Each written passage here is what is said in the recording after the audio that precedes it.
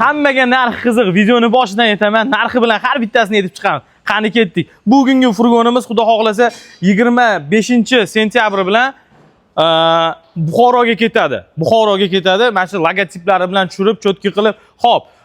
Bakovga keladigan bo'lsak, Bakov ustanovkasi bilan 1 million so'm. Xo'p, video registrator ustanovkasi bilan fleshkalari bilan 600 ming so'm. Xo'p, Karoni keladi. Karoni 2 million so'm bo'ladi. Shinred T30 ga.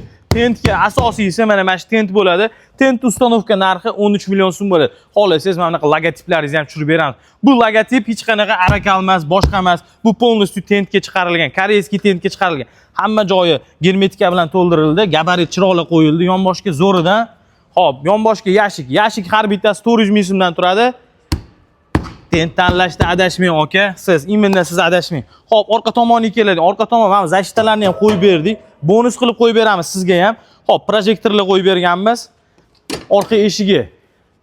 Ichki tomonda ham ozgina o'zgartirishlar kiritilgan. Bu akamning o'zini xohishiga ko'ra bo'ldi. Hop, yonboshda ham yashigi bor. 400 mingdan 800 ming so'm. Bu yoqda mana brizgaviklarni ham qo'yib chiqqanmiz, yengillik qilib. Bu ham bonus siz uchun aka. Kimga shunaqa xizmatlarimiz kerak bo'ladigan bo'lsa, bemalol murojaat qilinglar.